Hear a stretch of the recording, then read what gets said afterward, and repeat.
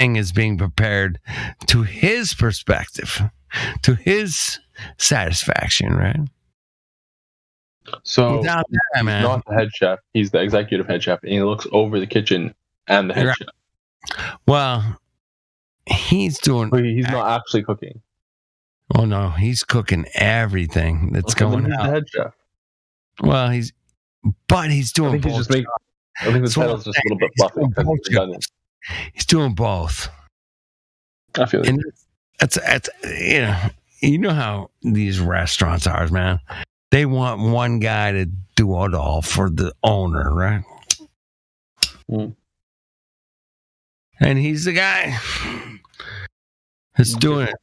And I make sure he doesn't get burned. But he went from just a line cook to executive head chef in like 4 years. That's not bad. It's pretty good. Is it a small restaurant? Yeah, it's a small little mom and pop kind of place. It's been around for like 30 something years. It's not a new establishment. And this place has been there for 30 years. And now he's in charge of it. It's like, oh shit. We have to keep with Let's see how long it lasts now. Successful. We have to keep with whatever made this place successful and just keep doing it. We're not gonna fuck around. We're just gonna keep it tight. And that's what he's done, man. Have you eaten there yet? Oh fuck, I've eaten there like 27 times already. At least. Hell yeah. It's right around 20-minute drive from my house. I'm like, yeah, I'm coming. But no, yeah, he's 21 years old and cooking food for people. Damn, good for him, man. Hey, guess what, man? The world's going to collapse and everything's going to be fucked and we're all fucked. What do you guys think of that? I think cooking food for people is an honorable. No, for real, it's an honorable job. It is. It's feeding honorable people is a good job. I agree with you, so long as you're not feeding them pork. Exactly. But I was just out in the Palm Springs desert. Do you know if I say Palm Springs? Do you know what that means? Yeah, California. Yeah, but it's this desert oasis that happens during like the winter and fall. That happens out here in Southern California, which is like 100 miles from my house or less. And we can go to this little place out there that it's warm and sunny and we can go golfing and it's kind of close where it's like where the old people retire, right? Play tennis and yes, they call them retirees. Yeah. Old people retire. Yeah, I mean like like parks or communities where old people, you have to be like 55 to even have your buy a trailer or whatever there. Yeah, I'm gonna nail you down. I need to nail you down on old people. What do you think old people are, man? Really? Come on. The people that group together and retire in these retirement home communities. Mm-hmm. Well, what age bracket?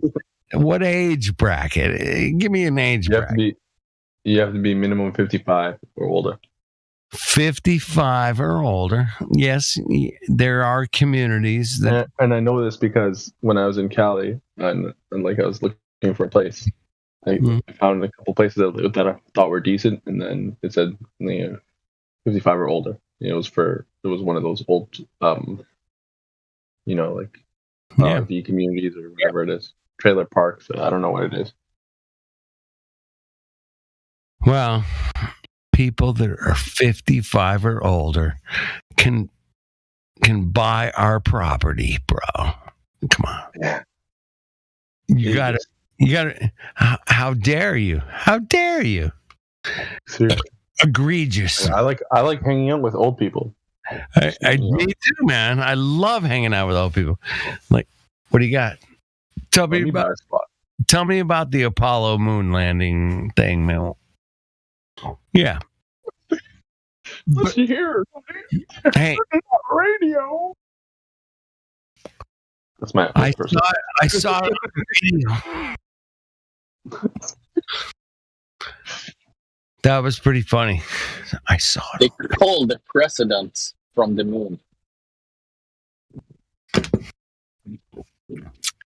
I saw Armstrong's foot as it hit the ground, as it hit the moon ground.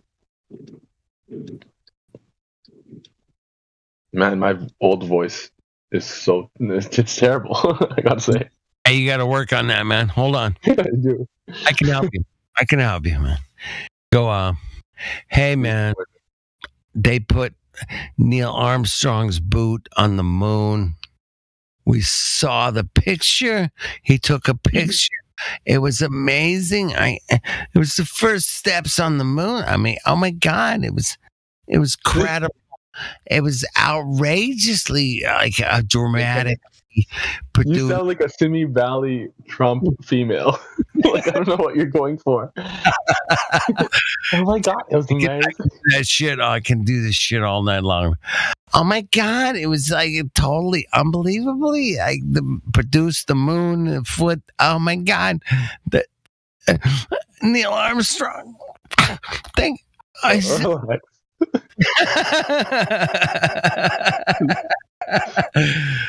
Oh shit! Yeah, I love Neil Armstrong, but I won't. I'll save you guys. I promise. I'll save you guys.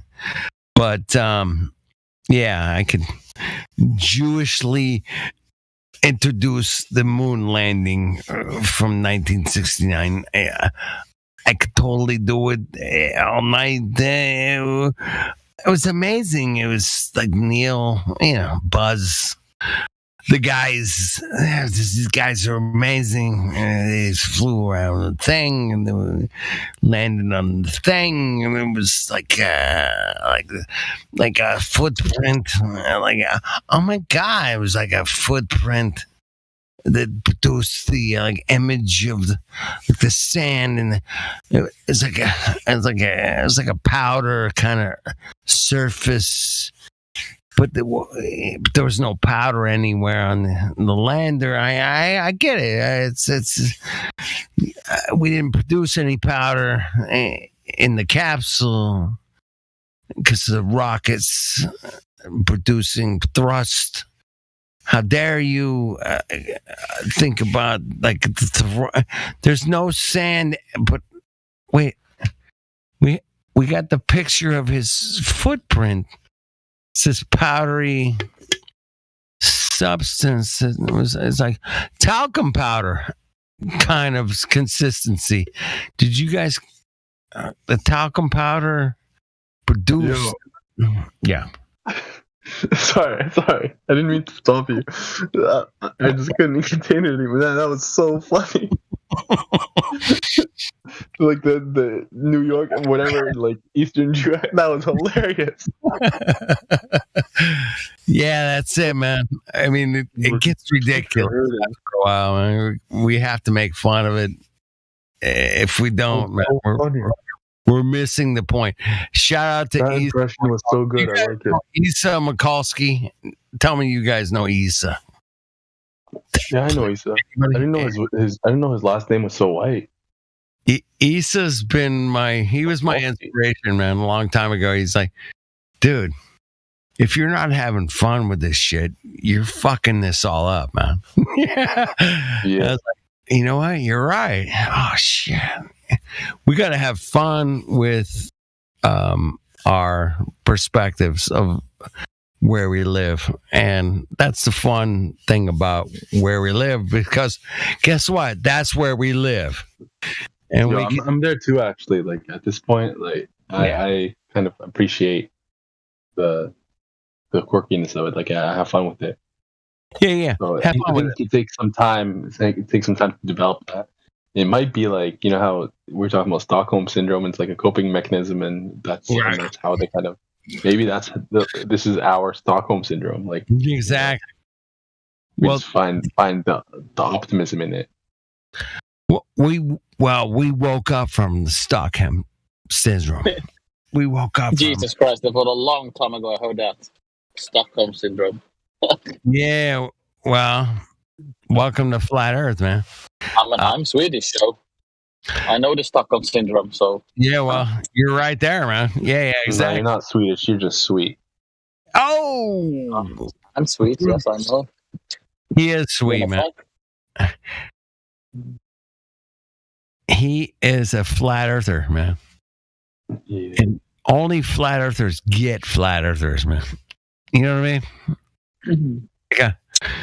You can tell straight away, man. Oh, man, this guy's dead on, man. This guy's not bullshitting me. This guy's not trying to huckster me into watching a 3-hour documentary and paying him $20 to see it. No. You motherfuckers are real, man. You bring out reality in a realm that's it's unrivaled in a lot of ways, man. That's a nice word. And I just thank you guys for doing it, man. Thank you. Fucking A. Thank you. No, thank you. No, man, no thank you. Fuck you, man. Thank fucking you, man. Hey, fuck you. I'm just kidding. Come on, man. Don't take that against me. No. Anytime you have an opportunity in life to learn from masters, you want Master Yoda. Well, the masters of reality are the people that hang out here, man. The masters of reality. Fuck you guys. Are the best. There's no better place to learn about objective reality than this place, man. There's good luck. Good luck with that. But we want to look at everything through, the microscope, through every method that we can think of, and say, hey, man, what are you presenting to us? Oh, you're presenting this round spinning globe thing. Oh, okay. What do you got? Come on, man. What do you got?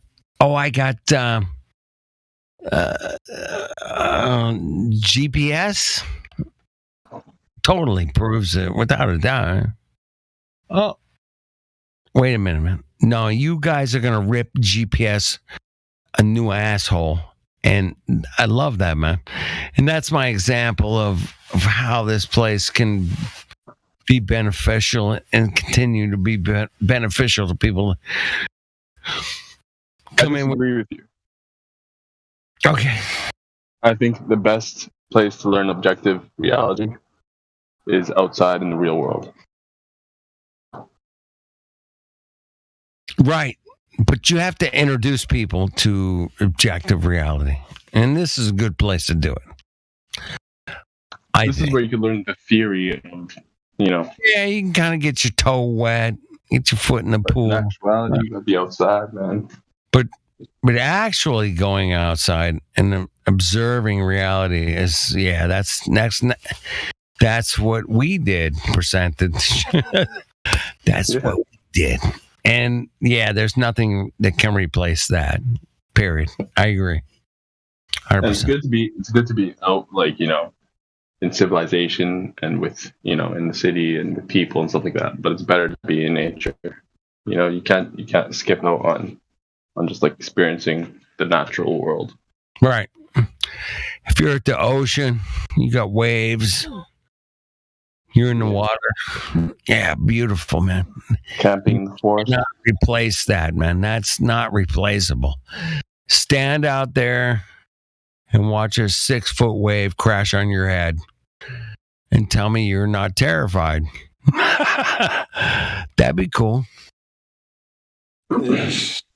be like,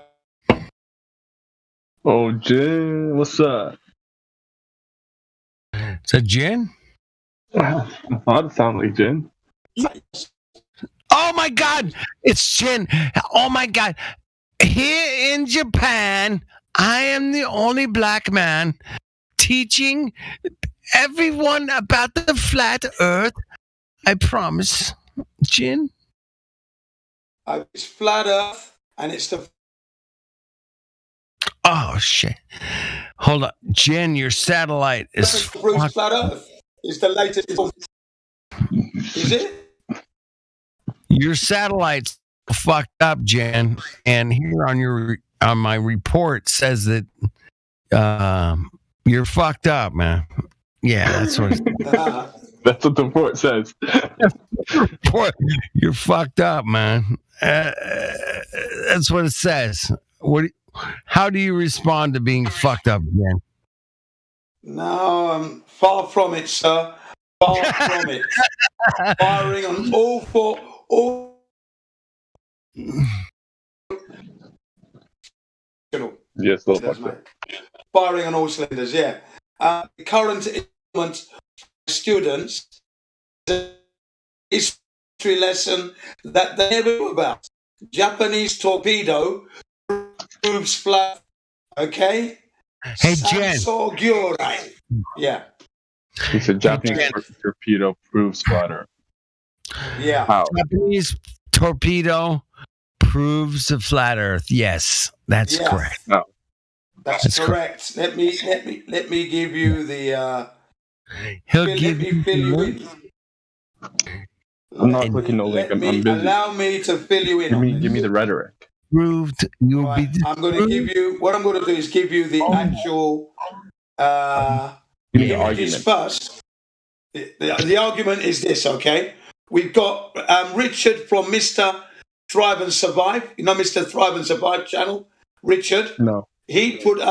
You don't know him, Mr. Thrive and Survive. No, but I imagine it's kind of like Steve Irwin type, Bear Grylls. Yeah. He's a flat earther.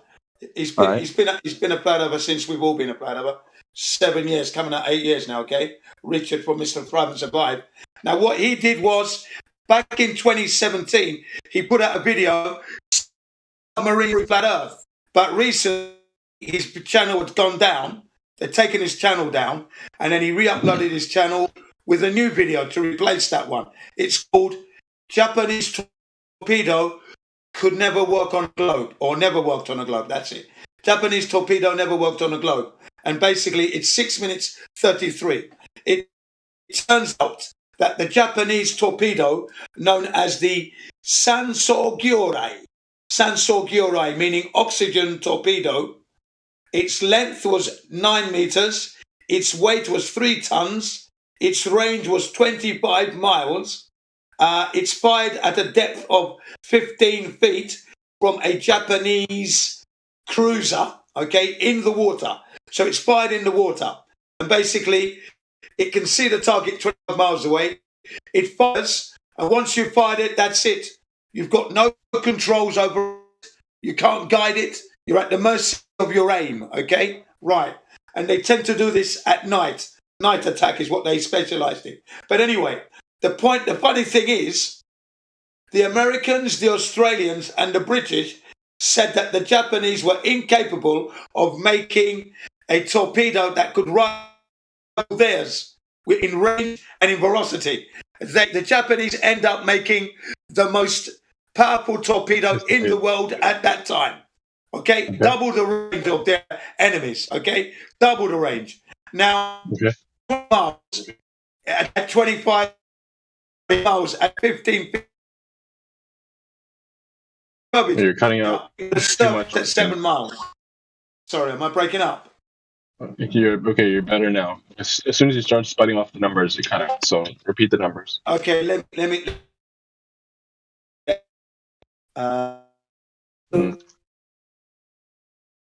No, we lost you again. Weight is. What's that with it? Can you hear me now? Yes, now we can. Now we can.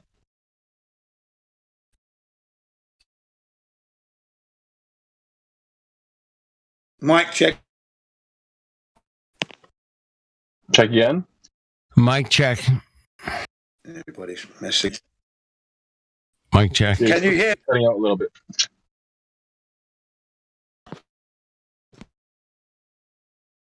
Can you hear? Nah, you're in and out. Jen, drop out. Come back in. Jen, drop out. Come back. Yeah. Drop out. Come back. Damn it. Come back. Drop out. Come back, Jen. You don't just drop out. Those are old 60s things. Drop out. High school. Drop out. Tune out. Tune in, man. Far out. Man. Yeah, man. Fuck, man. Far out. Hey, thanks, dude.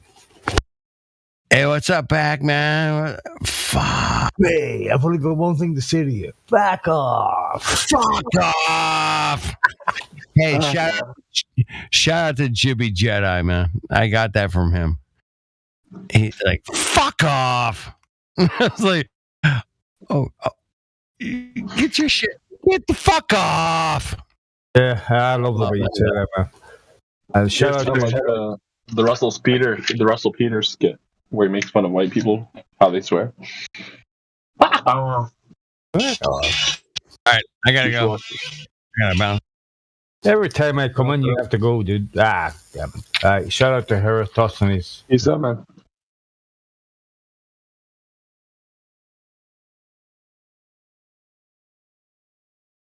Is Jin back or what?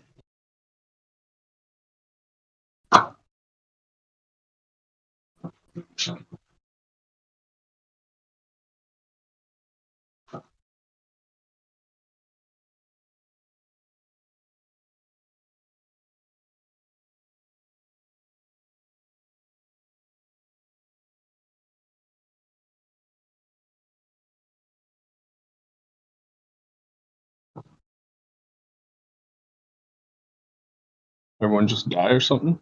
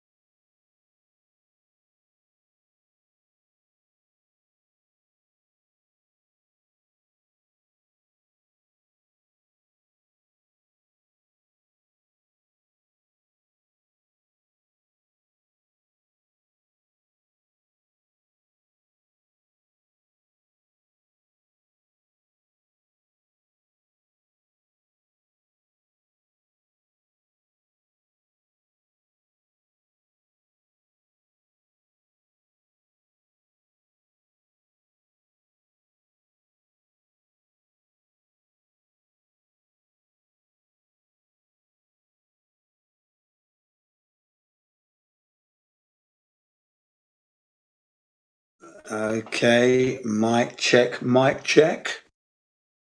Hello. Testing. Good, right. I'm glad I could hear you now. Good. Right. So basically, I posted all the material relevant to the Japanese torpedo proving flat Earth. So basically, this torpedo is fired 15 feet into the ocean. It has a range of 25 miles. And within that distance, if you factor in the Earth's curvature, it will service in 7 miles. It will not make it to its target because it would have surfaced because of the curvature of the Earth. So it would have surfaced, okay, and it would be visible. But that doesn't happen because it destroys the target 25 miles away, proving flat Earth. You see that? That's how the Japanese torpedo Type 93, nicknamed the Long Lance, in Japanese, Sanso Gyurai, which means oxygen torpedo, Sanso Oxygen Gyurai torpedo, proves flat Earth. It saw action from 1933 to 1945 with 23 kills to its name. Okay, it was hit 23. Yeah. Sanso Gyurai. How's my Japanese? Yeah. Very good. That sounds good. Arigato. はい、どういたしまして。山荘魚雷です。山荘魚雷。Now, I notice you have a Mr. Satoshi Nakamoto. Is he Japanese? Because that's a Japanese name. Satoshi, 聞こえる？ジン先生です。よろしくお願いします。いるですか？ Yeah. Have you heard Satoshi speak? I don't think he's Japanese. No, I haven't, no. No, right. I've tried to call him a few times. We've been, time difference. But now he's on here. His mic is unmuted, so he should be able to speak. So, Satoshi-kun or Satoshi-san, Nakamoto-san, 聞こえる？ジン先生です。よろしくお願いします。So asking him, yeah, I'm saying hello.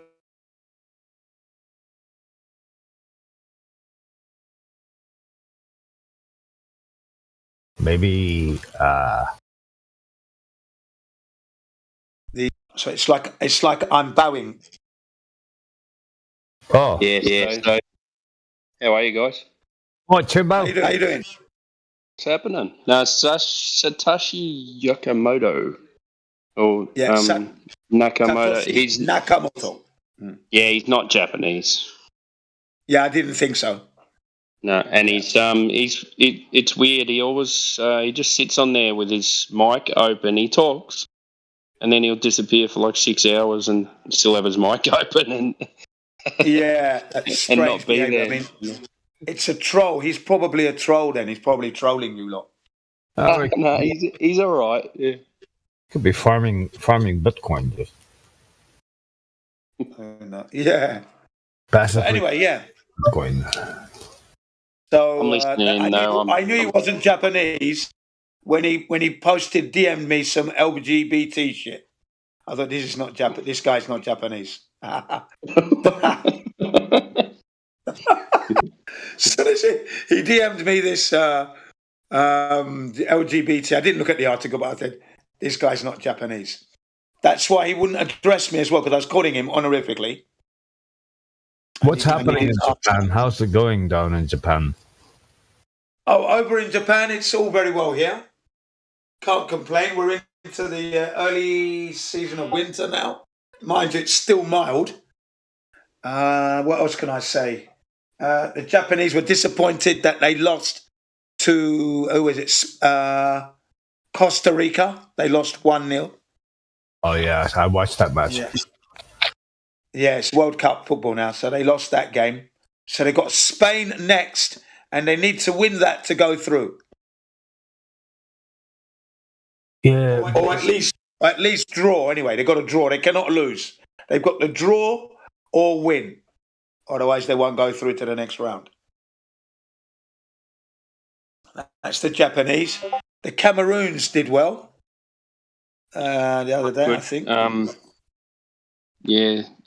Who else looks good? The other African team. Ghana? Is it Ghana? Ghana? Could be Ghana, yeah. That was crazy. Japan. A lot better than Senegal. Sorry, dude. No, you're right. Yeah, Japan actually beat Germany 2-1, man. That's a shocker, man. Yeah, it was the first time ever as well. That was the first time ever. Yeah, that was some incredible result. Yeah, it was. And then they lose. And then when they had Costa Rica, I predicted it'll be either a 0-0 draw or a 1-1 draw, because Costa Rica are not a slouch kind of team, yeah. But Costa Rica ended up winning. And you know why that was? I think the manager of Japan didn't put the same starting lineup that he used against Germany. He should have done that. Should have just went with the starting lineup that he had against Germany, and that would have been suffice. But he messed about substitute. Yeah. Oh, I didn't know that, man. I didn't know that, because usually if a team has a great result like that, the very next match is the same team starting lineup. That's right. Yeah, but it wasn't. It wasn't. He changed the lineup, didn't he? Silly ass. How do you say silly ass in Japanese? Baka desu ne. Baka desu. Yeah, baka desu ne. Yeah. If I want to put it politely, kare ga machigaita desu ne. Chotto. So I said he made just a little mistake. That's putting it politely.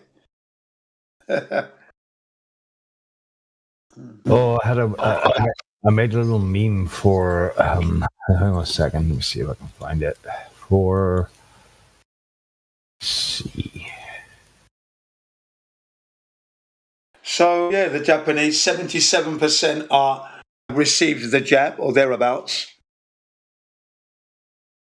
Of the population have received 2 jabs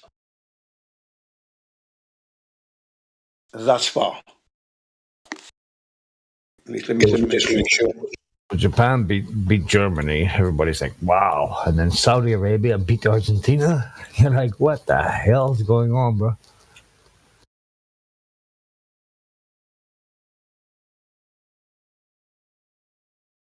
It's the biggest shock to a World Cup start ever. Germany and Argentina getting beaten by 2 teams that you thought could never do it. There's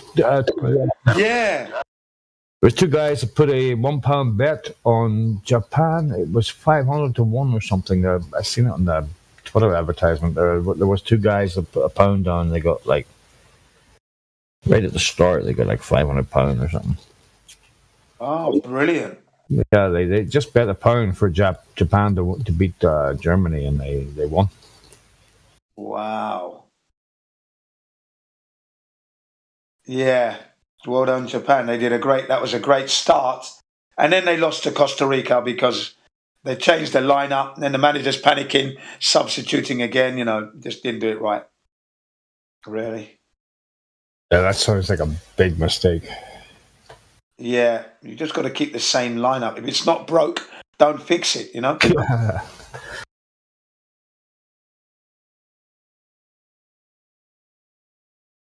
Yeah, so they're playing who now? They have to win Brazil, is it? No, Spain. They've got to win against Spain. Wow, that's a tall order. Yeah, that's a tall order. Yeah. Beat Germany and Spain. Yeah, good luck with that, bro. So what I will say is that Japan always seems to have a tough group in the World Cup, and that's very unusual. When you do the maths, it seems like it's a fix. If you do the maths of the probability, right, there's got to be a time when Japan has an easy group, right? They've never had an easy group. Yeah, what are the odds that happen? And then when you look at Germany or all the other strong teams, they tend to have easy groups. Doesn't make any sense.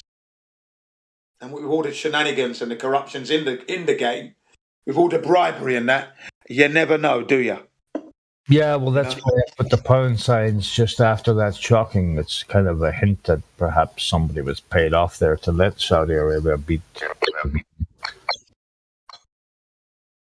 Yeah, that's a point as well, yeah. You see the pound signs?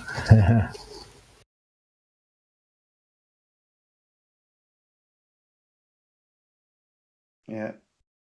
It was like when Brazil lost to Germany. You know, I thought that was a fixed game. The whole world's corrupt, man. Fucking corruption. It's coming out of our ears. Yeah, we're swimming in it. Yeah, we're swimming in corruption, man. So yeah, I was saying earlier that the Japanese torpedo proves flat Earth, ladies and gentlemen. The reason we say that is that the Japanese were considered back in the Second World War were considered as incapable of making a torpedo that could rival the West. That would be Australia, America, and Britain. They underestimated the Japanese. So the Japanese, with their tenacity, ended up making the best torpedo in the world. It had double the range of their rivals, their enemies, and at the same time, inadvertently proving flat Earth, by the way, ladies and gentlemen. Because the range of that torpedo was 25 miles. It could travel at a speed of 42 miles per hour. And the range 25 miles.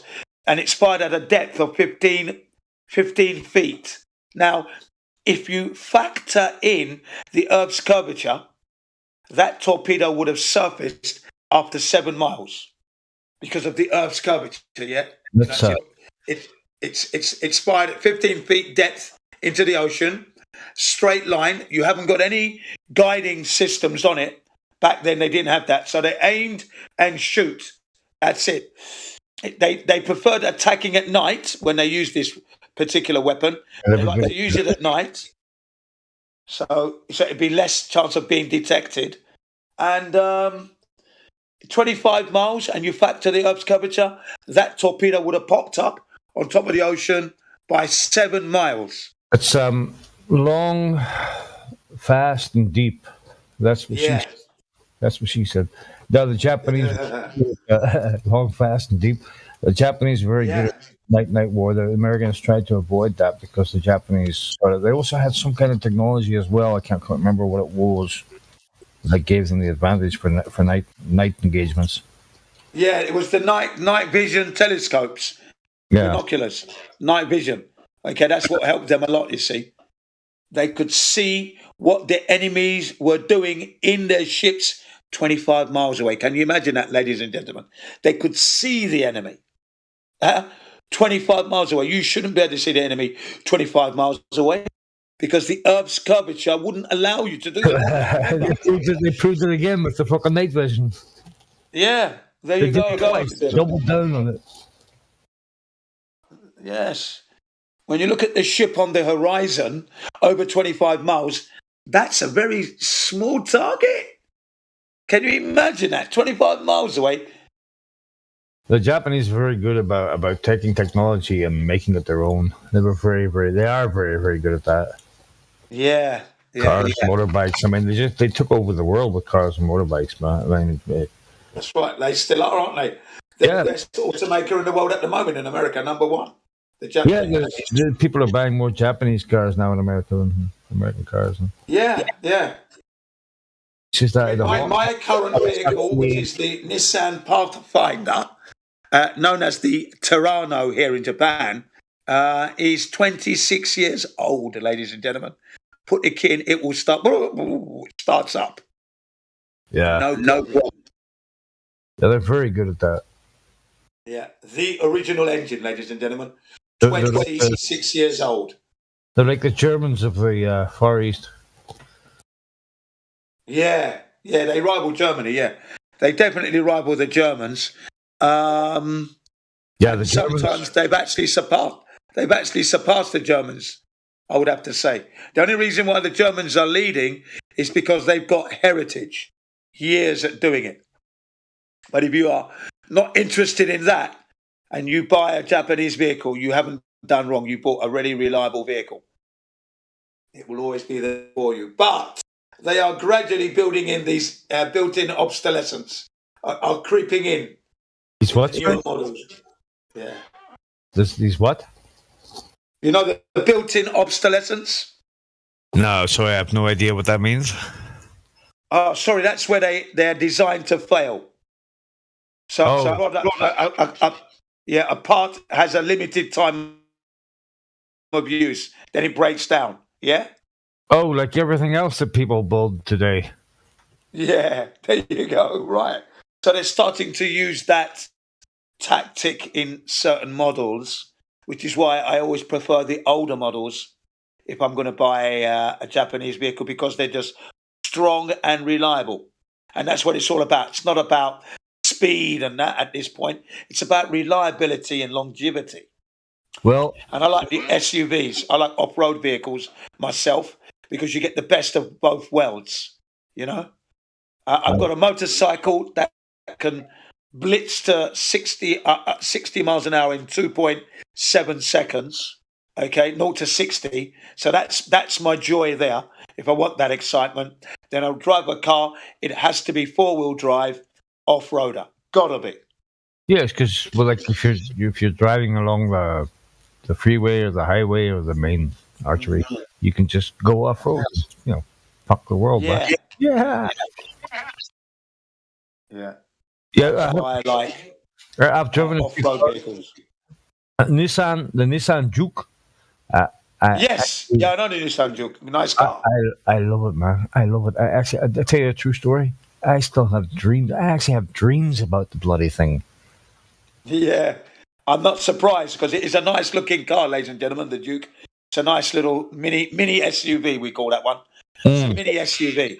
Really and nice. Yeah, you sit up really high, and it's got this nice high bonnet with these highlights, and it's kind of it's fucking beautiful. Yeah, it's the best car.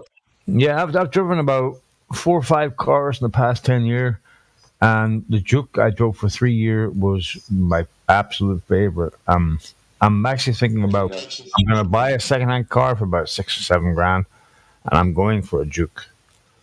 Yeah, you do good to get that car. That would be a good car. It'll be reliable, and it'll perform well in all weathers. You know, my car, I've got a set of studless tires. So at the end of December, I'll cross them over, take off my radials, and put the studless on. And then, you know, I mean, I'm a madman on the snow, man. Love it. Love it. You know, I've done the practicing out in the ski resorts in the car park early in the morning when there's no one around. You know, you can really drive the car, take it up to 60, slam on the anchors, and you can then handle the slide and the grip and everything to see its limitations. I do it every year when I go up to the ski resorts with the kids and that snowboarding. Yeah, love it, man. Plenty of room. Early there's no one. Yeah. I used to do donuts in a Japanese pickup. Yeah.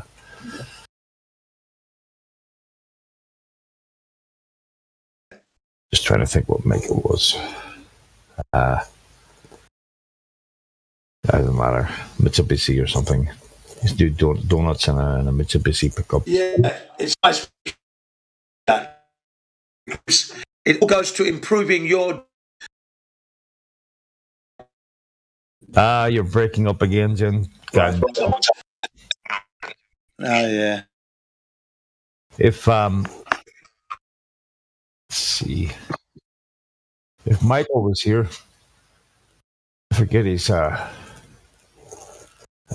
Discord name. Michael. Mike. Yeah, he'd be loving this car talk. No. He'd be right in there. Straight in. Hey man, I got a 6-pack. I said, it's just my 6-pack's got a 6-pack, bro. Yeah. Cars are his life, you see. That's his job. That's his livelihood. Yeah, he was posting pictures one night, and I was like, I'm getting fucking jealous here. It's like, I'm driving around a 15-year-old fucking Ford Escort. And Michael's posting these pictures of these beautiful cars, man. I'm like drooling at the mouth. Yeah. They do have them nice in America, don't they? They do, yeah. Oh, they do. Oh, definitely. American muscle cars, man, that would probably, next to the Duke, it would probably be my next bet. Yeah. I'll tell you, one of my favourite cars is the Ford GT40 in the 60s. Love us. That is. Okay, yeah. Lamborghini. Oh, I love the Lamborghini. So if I was going to have any sports cars, those would be the two sports cars I'd like to own. A Lamborghini. It's the must yellow one, really low. Yeah, that is really low. And the Ford GT40. Nice cars. Clarkson had one, didn't he? And he was so glad he was going to get it.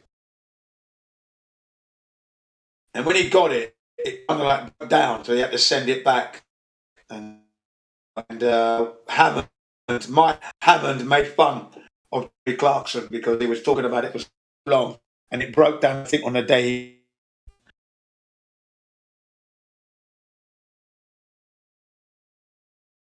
Top Gear.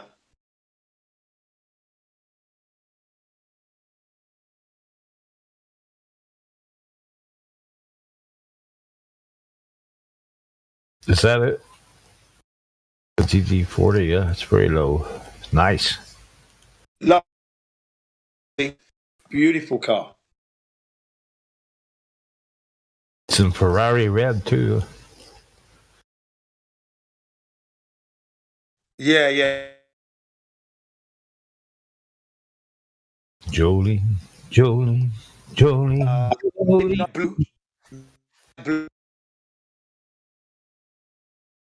Oh, that is a nice car, isn't it? That is a nice. I'm gonna get me one of them.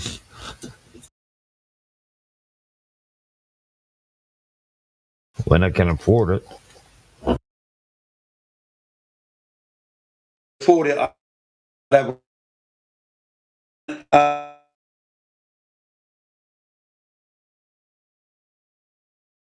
Jolene, if you just click on the live stream there, you should get in the call. Jolene's trying to get it, she. She's a fan of yours, apparently. God knows. Yeah, she is. Yeah.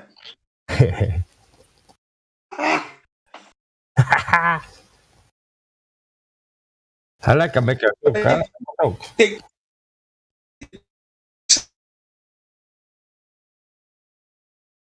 Jin, you need to do the reverse out and come back in again because you're sounding like a Japanese robot. I don't get any respect on over.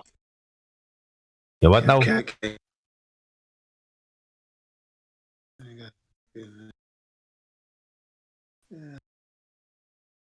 That's annoying, but it's like every now and then it looks like you need to, every 20 minutes, half an hour, you need to just back out and come back in because something happens. Okay, come on, Jolene. Is she in? Has she got in? Not yet. Yeah. Well, they seem to think that Jin doesn't have any respect on this server. I said, I get a lot of respect on this server. We talked about. Yeah. I respect you, bro. Low bow. I don't know how you say the low bow in Japanese. I can be very low bow. Yeah, thank you. Hey, you're welcome.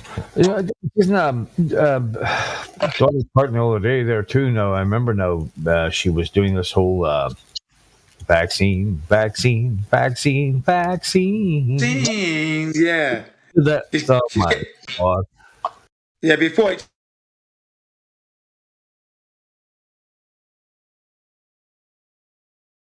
Dude, you're cutting out, man.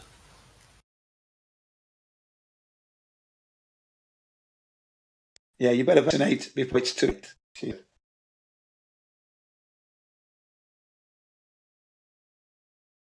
Jolene. Yeah. Oh, she's up early then. If she's looking for me, she's up early. 10 o'clock. Why is she not at work?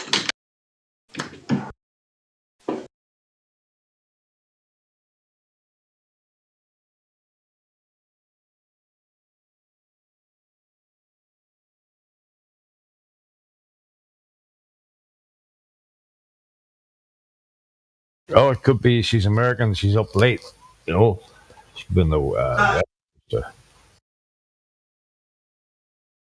West Coast is like 2 a.m. or something, isn't it? Yeah, she's from the UK. Oh, is she? Yeah. One of us. One of us. I think she's from London.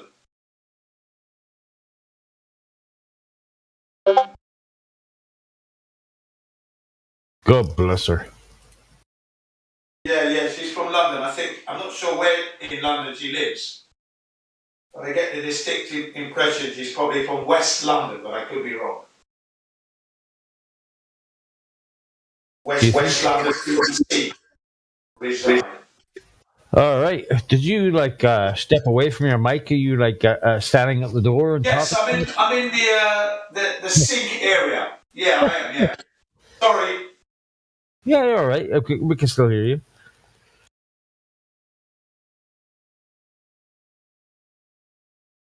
Goodbye. From this server. I wonder if Jolene's going to pay the £12.50 for driving into London. Did you hear about that? No. What happened? Well, Mr. Sadiq, whatever his fucking name is, he's putting a tax on cars driving into London, and he expanded the area to about 23 miles outside of London or something like that. Oh, yeah, that's the ultra-low emissions law. Ultra-low emissions. That's the one. Yeah, I'm aware of that, yeah. That's crazy. So some people, if they want to go to the shop, they have to pay £12.50 just to start the car up. Yeah, it's silly, isn't it? It's a ripper. And you know what? Just give me a couple of minutes, because I've got a big gripe on that one.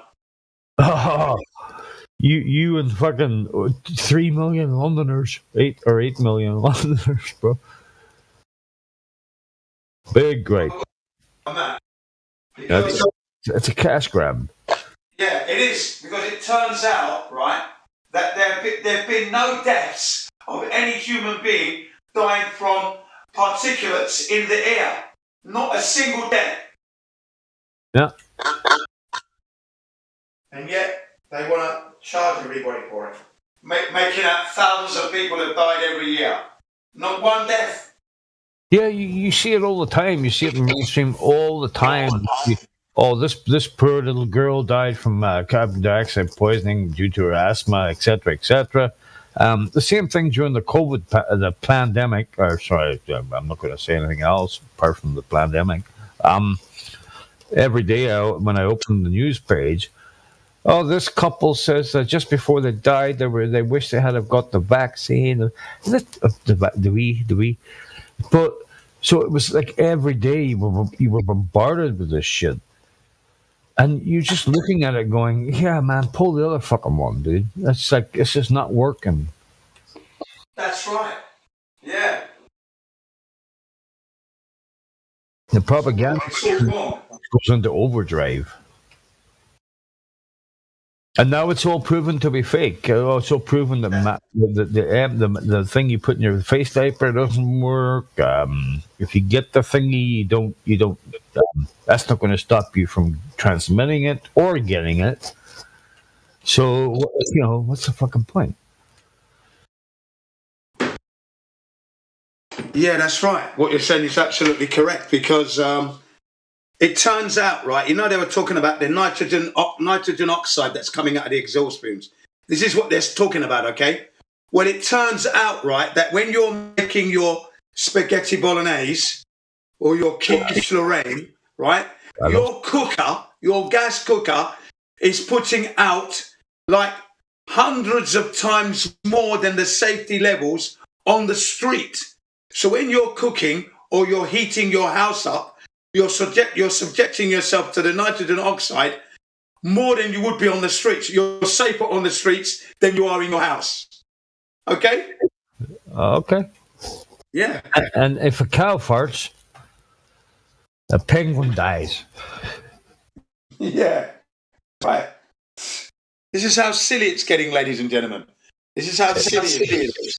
Fucking ridiculous, man. I mean, it's like they almost want people to rebel. They want the entire Western world to go into fucking absolute meltdown, so that they can do something else. I don't know what it is, but yeah, I think they're bored. They're bored. You know, they're fed up with how easy they got it. Because the stupid are just not really picking up on all the bloody clues that they're leaving behind. Big clues. I mean, look at this joke, isn't it? I mean, they're laughing. How far can we go with this deception? That's what they're doing. They're just doing anything now. Yeah, like I mean, look at this government you've got in the UK, right? This is the because they are the worst. What I mean is, they're not good at lying. You know they're lying as soon as you look at them and they're speaking. Whereas back in the day, they were very deceptive with their lies. They would have lied to you and you wouldn't find out till years later. Now it's clearly obvious now. Do you know what I mean? Yeah, that's like the old adage, how do you know when a politician's lying? His mouth's moving. Yeah. Yeah. So I've been watching a lot of Sherlock Holmes of late. Because I like Sherlock Holmes, okay? Heliocentrists, especially in the Gem Panda server, and various other servers as well. You went to the Gem Panda server? I like to employ what I call the Sherlock Holmes method. And that is, basically, ladies and gentlemen, it's elementary to his friend and colleague, Watson, that it's kids. Well, the Earth is not a globe, ladies and gentlemen, because once you've moved all the possibilities, whatever is left, no matter how improbable it may seem, has to be the truth, ladies and gentlemen. So I put it to you, ladies and gentlemen, I know you've never gone out there, yet the Earth, you've never seen it, you've never experienced the globe, and you've never measured it, right? No. 3 points. Why do you think that is, ladies and gentlemen? It's because the Earth isn't a globe. You've been living on a flat Earth, stationary plane all your life. That is the end result if you apply the Sherlock Holmes method, ladies and gentlemen, to your life. So tell me, John, when you left Gem Panda server, did you need to take a shower twice? What kind of stupid statement is that? Did you feel dirty? No, because I wear a hazmat suit when I go in. Oh, do you? Yeah. What the hell? Satoshi! What are we talking about? Shut your face, man. And his face was...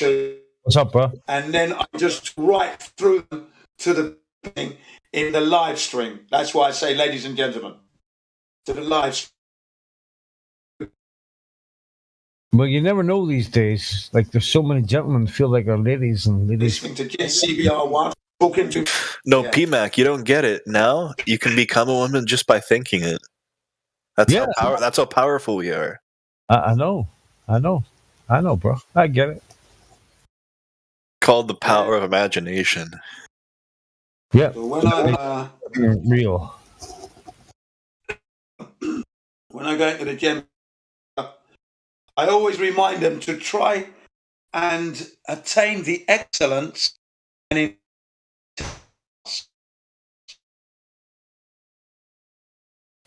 dude, you're still. I'm still breaking. Yeah. Okay. Well, basically, when I am Panda server, I always say to them, try to attain the excellence and integrity of a blade of grass. Then you'll be at a higher existence, a higher being. And then after that, higher love. There you go. And then after that, try and be like water, as Bruce Lee said.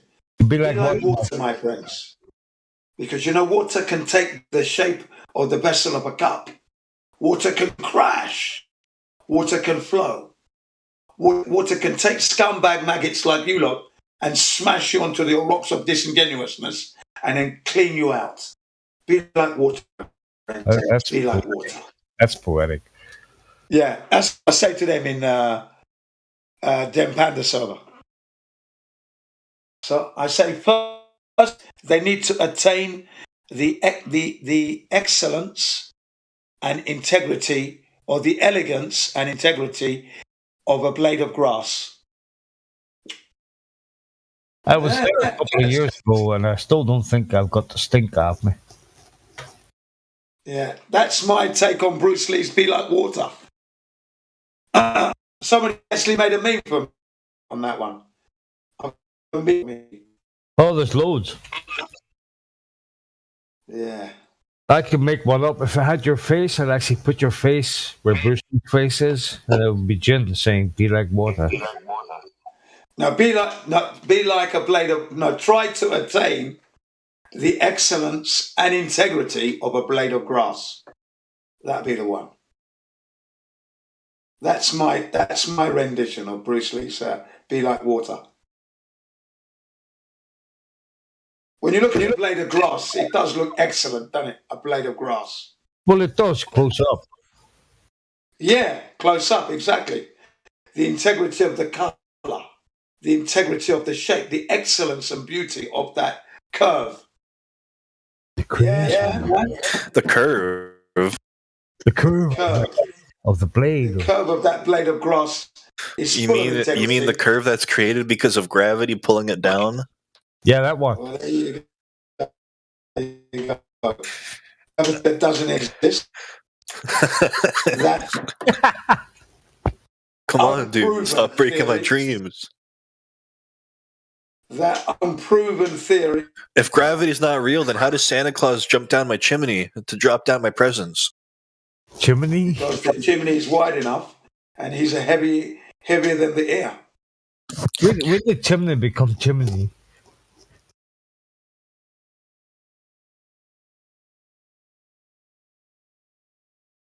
He is heavier than the air that supports him.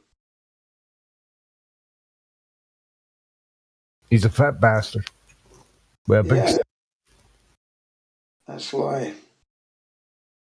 Nothing to do with gravity. Nothing. So Jim, the Japanese are very good at motorbikes and cars and stuff like that there, and usurping technology. But hell, man, how are they doing with the internet? Oh, they're excellent with the internet. Of course they are. Why is it so bad, bro? They're good at the internet, but are you living in a They're not good at researching. They're too busy because they're preoccupied. They've been brainwashed, so they're looking up junk. You know what I mean? It's only when they meet kids CBR1 that they're getting smarter with their smartphones now. How to make quality out of junk. Yeah, but it's just junk that they investigate crap, if that's what you can call it, investigating. But they look up shit, really. It's when they meet me, they start to look up flat Earth, histories, Pearl Harbors, this stuff, the stuff that they've missed. How to turn shit into energy. Yeah. They'll probably find it. Every time you take a dump, you're saving the earth. That's right.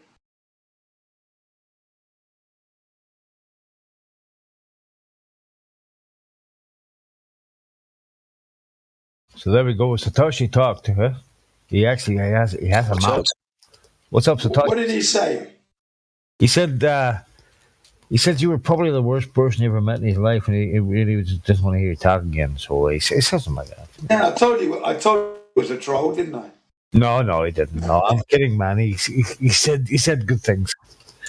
Oh, right, okay, because it's a strange one. I mean, anybody giving me LGBT stuff, I mean, why would you send me that? I have no interest. He probably there's no, he's a good. He sounds like a good guy. I don't know, just by the tone of his voice, I'm guessing. Yeah, I don't know. Strange one, isn't it? I mean, why would you plot it up and then just not speak? You're obviously gathering intel. It's obvious. If you're not inputting, what are you doing? Outputting. Just uploading the conversation, basically. Checking that what we are is what we are. We're flat earthers. We have the truth and we bring it to your attention. You will look at it and you will see that the integrity of your life, Satoshi, is that you never knew that the earth was a flat stationary plane because you were taught at a very young age. What are you talking about? Where you had no critical thinking at that time, that the earth is a spinning ball hurtling through the universe. And I believed it. Yeah, that's correct. And they believed it without confirming it because you don't confirm what your teachers is telling you because your teacher's telling you the truth. Is what you believe and understand as a kid. So, can I ask you a question? Yeah. Or do you honestly think the earth is flat? Yeah. Why? Well, what's your proof? What's your evidence? Well, the Earth has been seen as flat since dawn of time, so I need proof of globe. No. You need to give me more than that. No, I don't. Yes, you do. You do. Then you don't believe the Earth is flat. No, I know the Earth is flat. I know that. I know the Earth is flat. That's good. I want to know. You see, I don't use the word belief. I know it's flat. Now, I want to know how you know the Earth isn't a globe and that the Earth is flat. How do you know this? Well, are we spinning? You tell me. I don't feel it. Okay. What else? What are you trying to get at? I'm asking for evidence. Come on.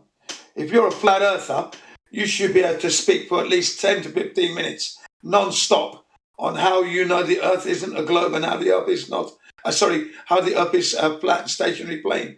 You should be able to do this for 15 minutes with ease. That shouldn't even fluster you. So get on with it. The floor is yours. Okay. We've never been shown curvature once, but they claim there's curvature. That's a good one. They claim there's gravity, but they have not found an experiment that can verify gravity. That's another We have gas balloons that can go up in the air, apparently defying their so-called gravity, yet when you take anvils and push them in mercury, they still float up. Anti-gravity technology, apparently. I don't know, Jim. I'm starting to think this guy might actually be a flat earther. Well, let's carry on. It's sounding good. Let's carry on. We've got 15 minutes, remember. CGI images from NASA, the guy who created the blue ball admitting it's photoshopped and faked. Simmons. Yeah. Robert Simmons.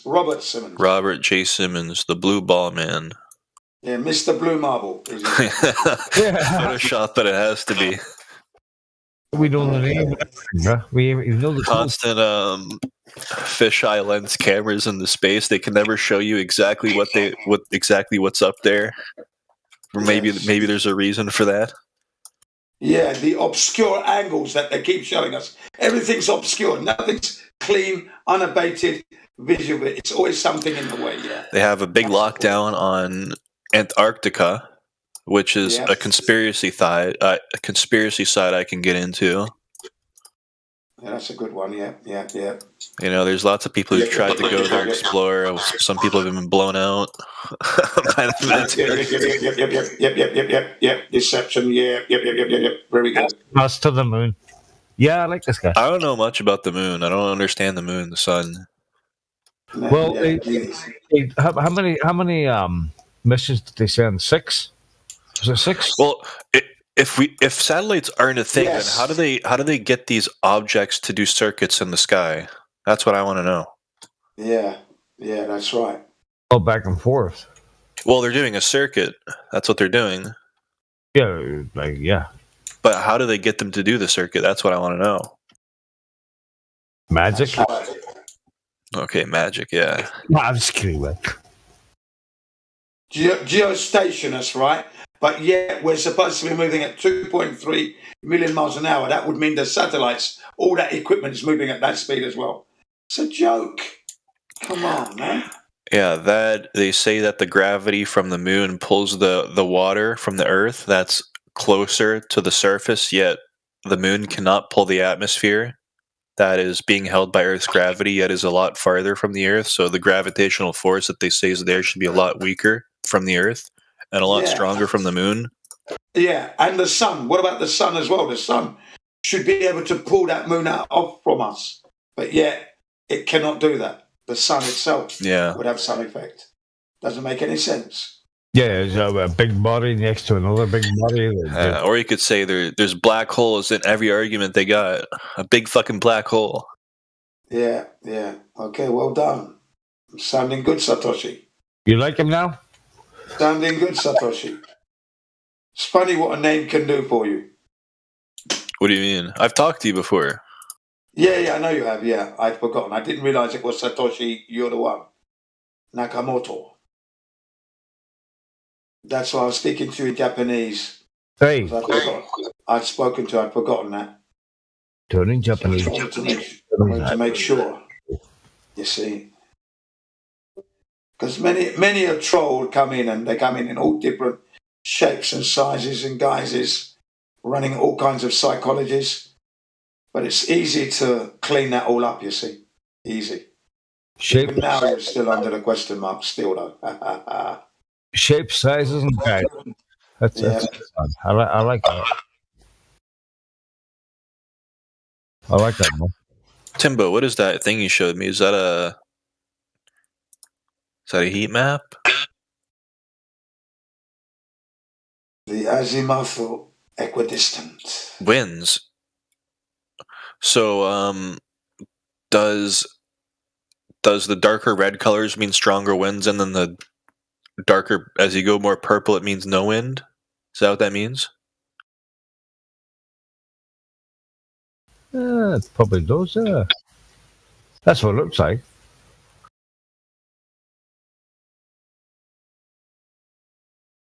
Okay.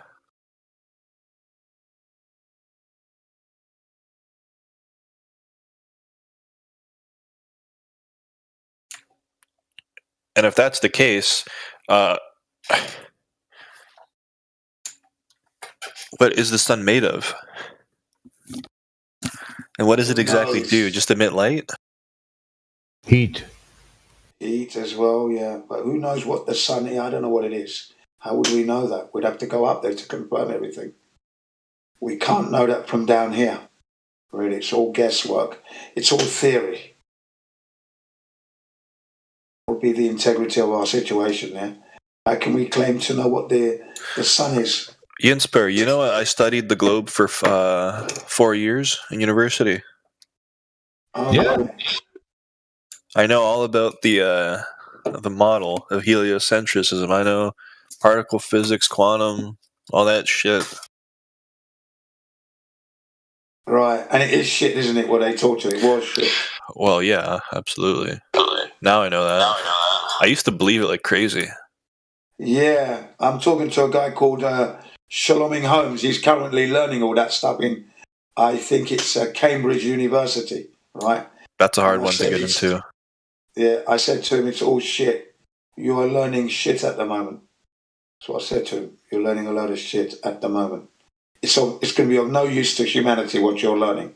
Of no use. You're going to learn to keep humanity grounded in heliocentrism because it's of no use. Your degree will be of no use when you get it. Slagged him off. He didn't like that. I said, well, prove that the Earth is spinning all through the universe. Come on, let's have your spill. Tell me, show us. And he couldn't do it, could he? Yes. It's not possible. It's not, is it? Yeah. So he's just repeating and parroting what he's been told. I have to get ready for work. Yeah, enjoy your day. He was just parroting what he learnt from his professors. I said, you're not talking any truth here, son. Excuse me. You're not proving anything. You're just parroting. So that's not proof, mate. You lose.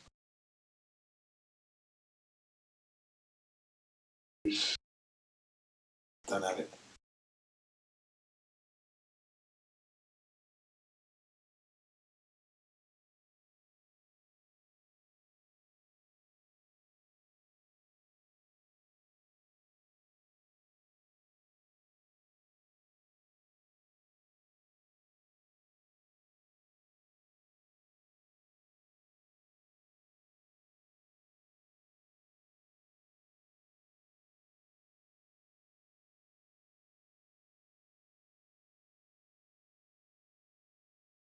Ladies and gentlemen,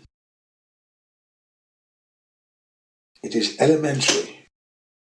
You can easily discern whether or not the Earth is a globe or not by employing the Sherlock Holmes method. By that I mean, when you remove all that is impossible from the model that you've been given, whatever's left, no matter how improbable it must be, it may seem to be to you, has to be the truth. That is how Sherlock Holmes solved most of his cases. That was his rationale, to solving his mysteries and cases. You too can do the same, because to understand about the flat Earth is elementary and child's play. It's not requiring a doctorate, PhD, a master's, or any degree that you may think of. Not necessary. A child of 8 can fully understand. And remember, when we went to school, they were teaching us about the globe from the age of about 8, 7 and 8. So there you go. And if they can teach you about the globe, and you believe that with no evidence, right, then you can easily understand and know and come to the awareness and the understanding of the truth that is the flat Earth. You notice I didn't use the word believe there. That was deliberate on my part. So start to look around. Get to a high vantage point. See what you can see in the distance. Take your camera, zoom in and see what you can see. Then mark those points. Make a note of those. Get back home. Then do your Google Earth. Check the distances to those things you could see. Factor in the Pythagorean theorem, and it will tell you how much curvature that there should have been there, because you shouldn't have been able to see it at that distance. Okay? From your position. Right, and then that's how you know the Earth isn't curving. And remember, a Greek by the name of Aristophanes or Eratosthenes, take your pick, with a loincloth and a battered pair of sandals, proved the Earth was curving with 2 sticks and the sun. No technology at all, ladies and gentlemen. Battered mud. Yeah. But yet today, with today's cutting-edge technology, we are unable to detect a single degree of curvature with today's cutting-edge technologies, ladies and gentlemen. How embarrassing is that? A Greek with a loincloth and a battered pair of sandals. 500 miles apart, he put these two sticks. How would he know what was going on simultaneously? He would have to have walked there because there was no cars, bikes. He might have used a camel. Okay, but the sun would have moved position. They recorded it, apparently. But works out the same. It's still crap anyway, ladies and gentlemen. How come? Ladies and gentlemen, welcome to I didn't hear. Did you say something? No. Yeah, I thought I heard somebody say something. I'm not sure. It didn't come out clear.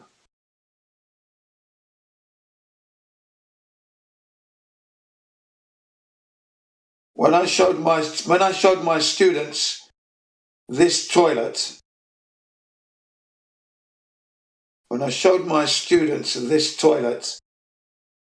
back in 2016, 2017, can you see it? That toilet. Can you see that toilet?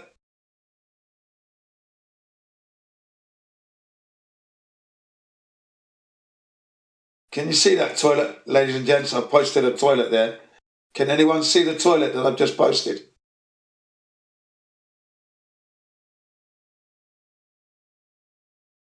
Yeah, I see it.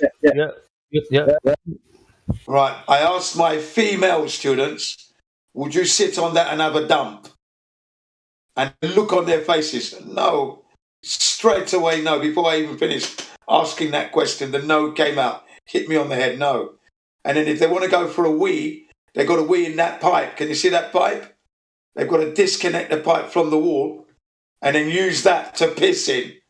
Now tell me there's not going to be a hygiene problem on the ISS. Tell me there's not. That toilet you're looking at, by the way, cost $19 million. $19 million that cost, that toilet. On the ISS. Where do you sit? Where do you put your bum?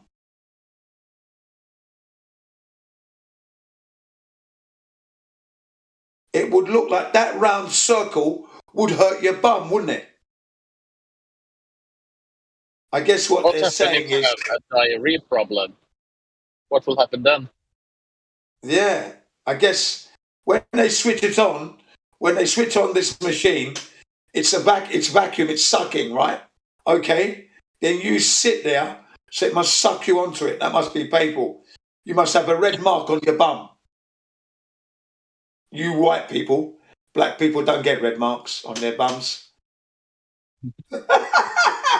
Mind you, there's no black people on the ISS, so we ain't having a problem there. But, look at that toilet. Look at that toilet seat. Absolutely outrageous, ladies and gentlemen. Okay, what we're looking at. And then there's a long hose, right, which really, when you look at it, a man's penis can definitely fit there and you wouldn't get any spillage, right? Because it's going to be vacuuming as well. Okay, so you wait and you shake it in there, make sure every last drop's gone. That's designed for a man. But if you look at it, it's not designed for a woman to use. It should have been more of a cup that follows the contours of the woman's body, okay, and then sits comfortably right on the woman's body. Then she could urinate. But like this, it's an open hole tube like a funnel. I mean, that's a joke, isn't it? They reckon women are using that on the ISS. Don't bullshit me, ladies and gents. That's BS. But that was at $19 million, yeah? And I think it was 3 years ago, it broke down. 3 or 4 years ago, it broke down, right? It started backing up. Things weren't working right. Can you imagine feces floating around in the ISS? Ugh. Anyway, it broke down, and then they had to repair it. And they've since repaired it with the new one. They've had to replace it, should I say, with this new one at a cost of $23 million, ladies and gentlemen. And again, I ask you, can you use this one? would you be able to use this toilet? Now, ladies and gentlemen, have a look at that one. That's the new toilet. Pay attention. Please look at the new toilet on the ISS. Less comfortable, more curvatures at the top. But, again, that's a joke, isn't it? You got to sit on that and do your business. Whilst in 0G. And again, the hose that the women and the men have to urinate in, very similar to the last one. Again, another hygiene nightmare. There you go, ladies and gentlemen. That's the latest toilet. UTC Aerospace Systems was responsible for making that. UTC.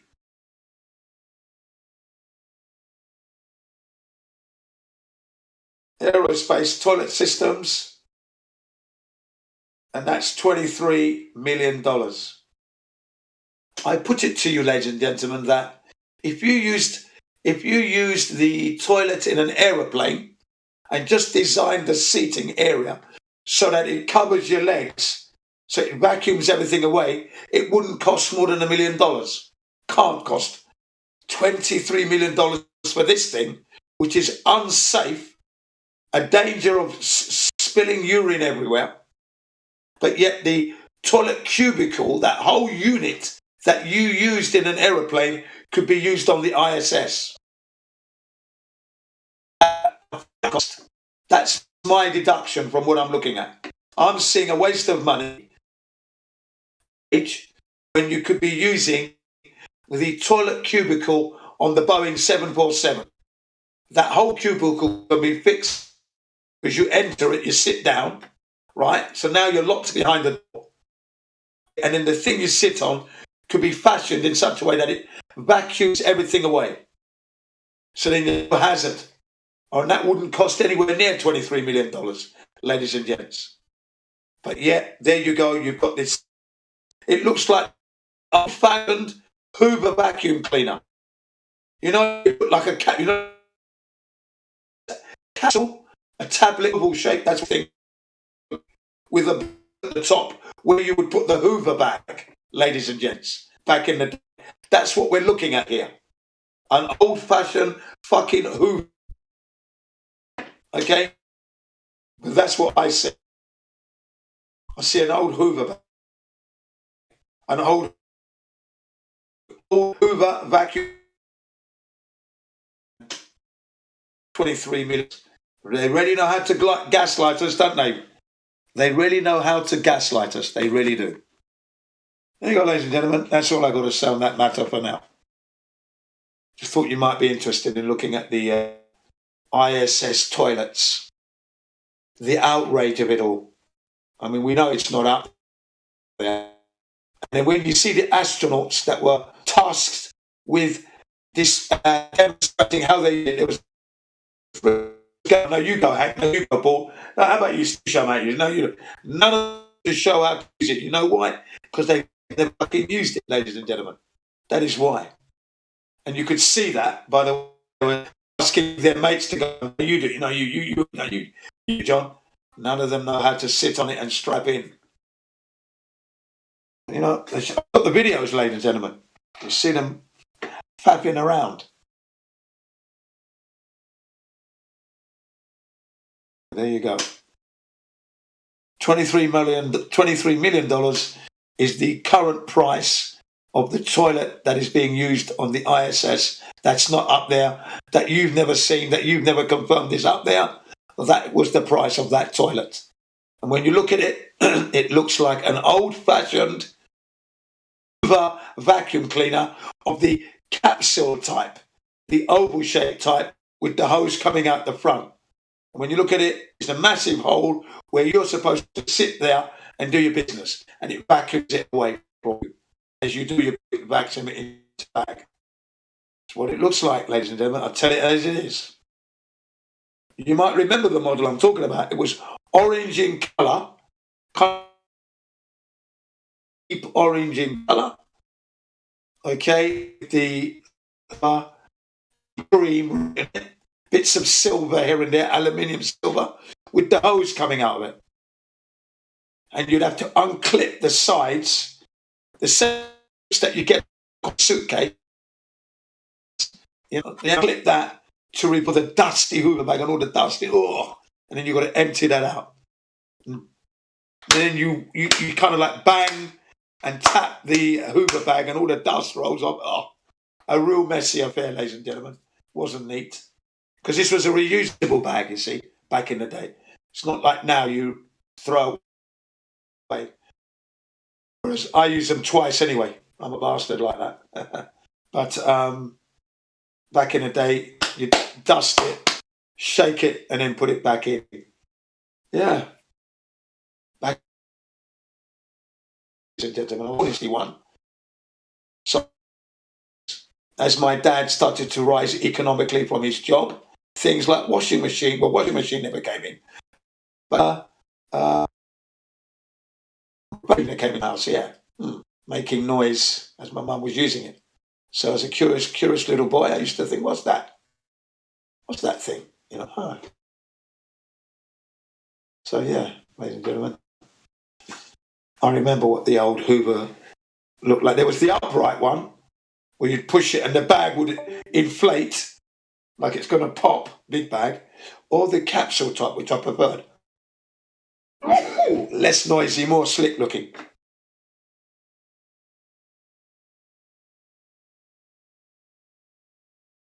Those were the days, ladies and gentlemen.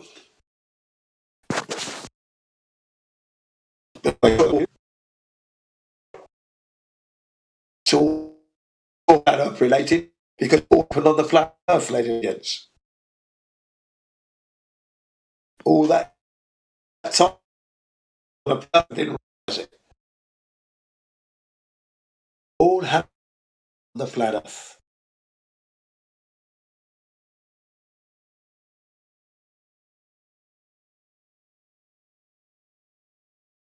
This is VR1.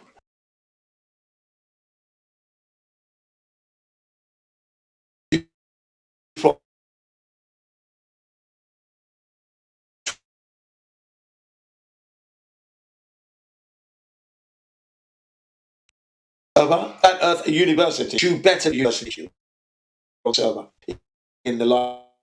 Yeah, you will learn. It's going to be here. That's why I call it university. R1. I'm going to be AFK. Just a little bit. Yeah. Sorry. Again, did you like my critique on the toilets and the cost, the astronomical cost of them?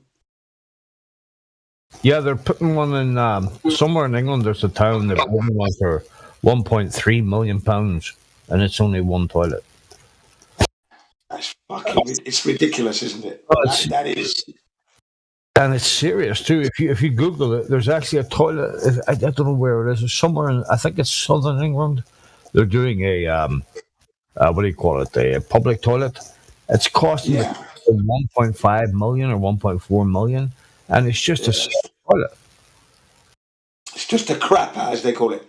Just a crapper, ladies, gentlemen, Adam.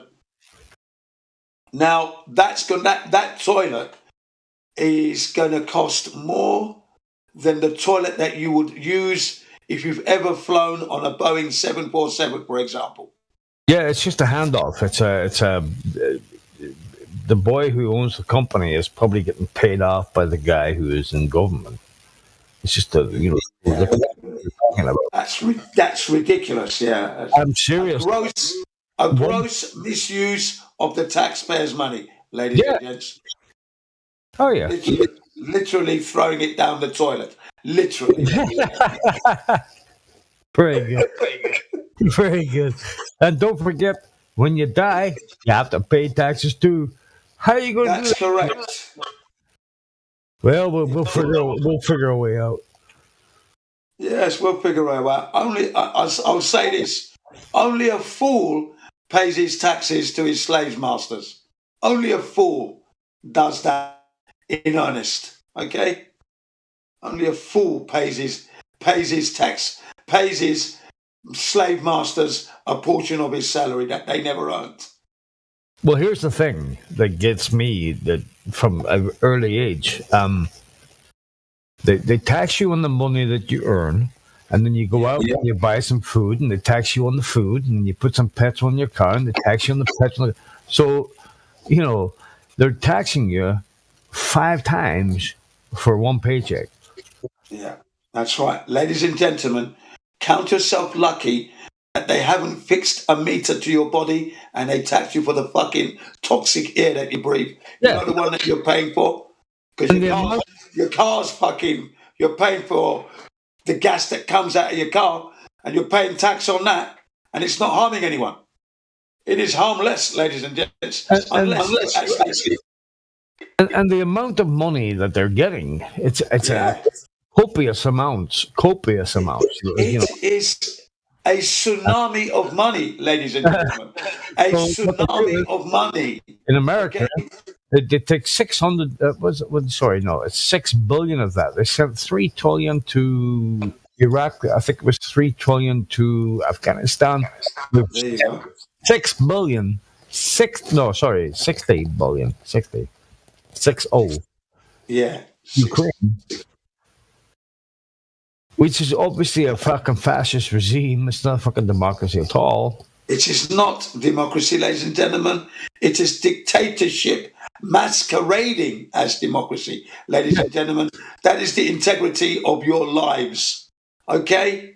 Would you stop saying ladies and gentlemen? Because every time you say ladies and gentlemen, I'm looking around, am I a fucking theater here? Well, I'm talking to the ladies and gentlemen in the live stream that are listening to this episode. Oh, okay, all right. 24/7, flat out, because you've got to address those people. They're to the part of the show. So, of course, it's ladies and gentlemen all the way. Like JFK. Ladies and gentlemen, distinguished guests, boys and girls. I wear a dress every time. Yeah. I don't. But that is how I carry myself. I go into the server. I come in and I'll say, good evening, ladies and gentlemen, distinguished guests, boys and girls, ignorant scum. If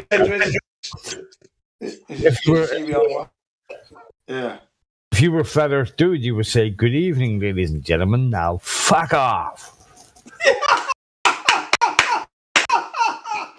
Yeah, but I can't say that, ladies and gentlemen, because they've come to the university, the Flat Earth 24/7 Flat Earth University, to come and learn, you see.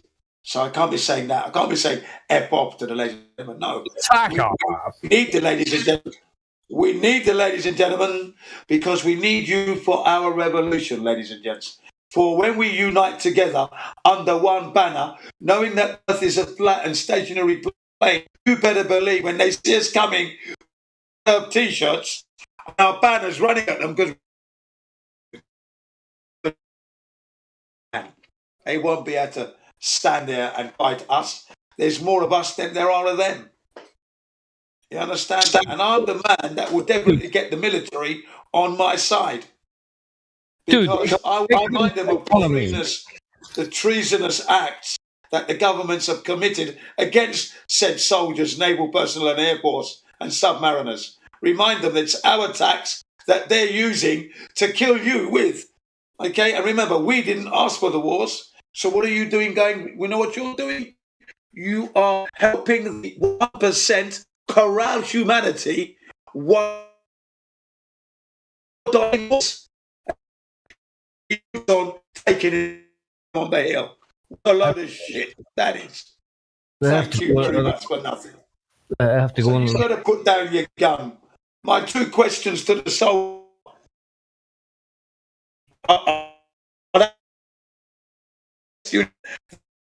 No.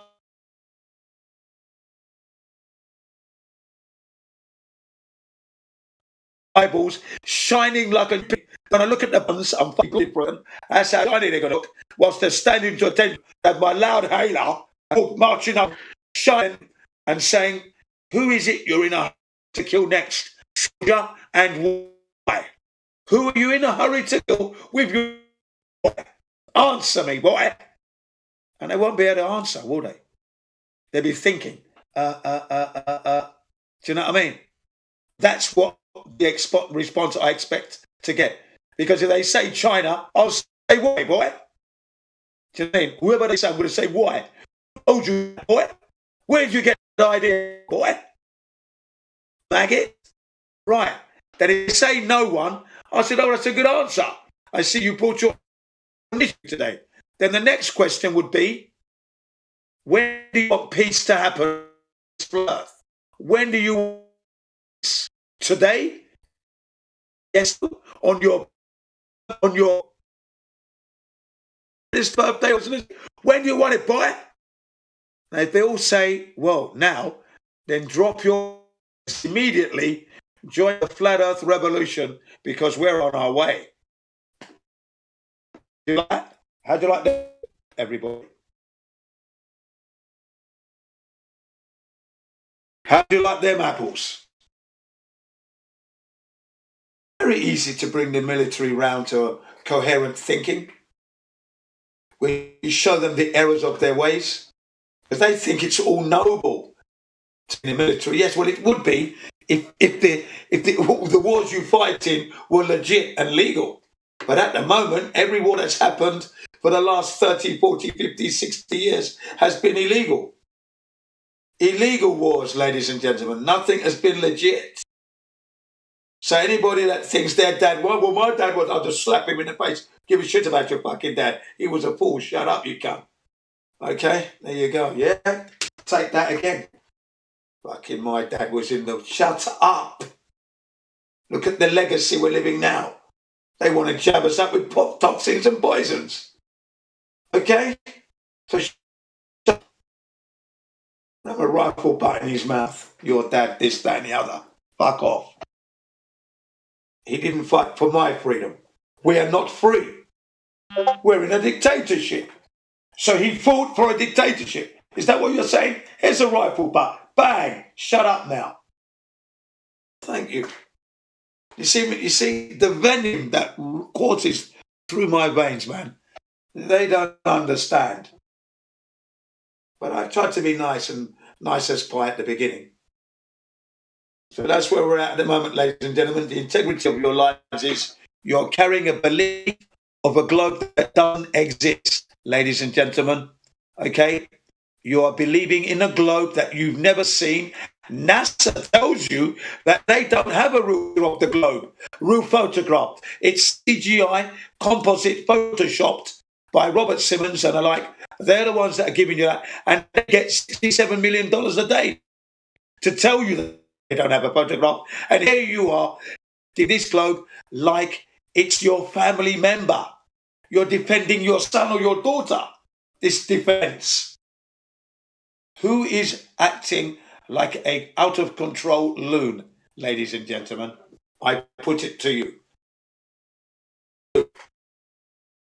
What in the planet? Honestly, that is the integrity of your lives. Yeah.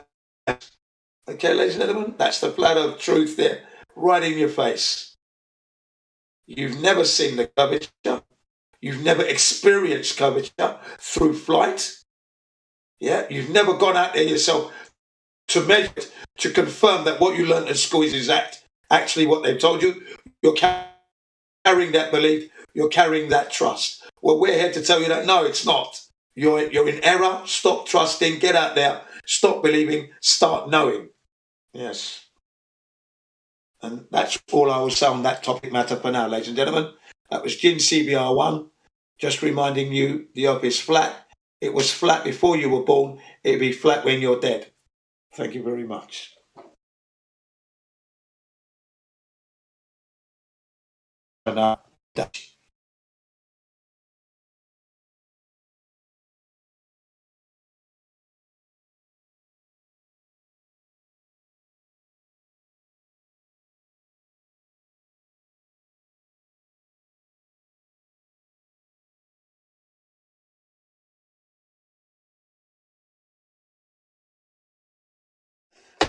was most gratifying, I must say. Motivational it was, I must say, when I look at that one. We addressed all the problems on the earth. No lies were told there. It was all facts. And go ahead and make an act.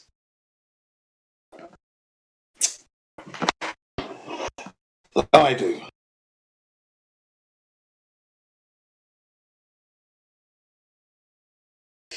Okay, any takers? I notice everyone's mic's muted.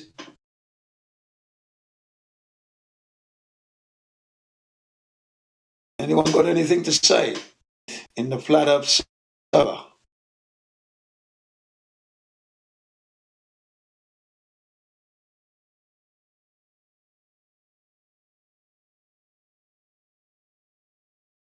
Okay. That's that then.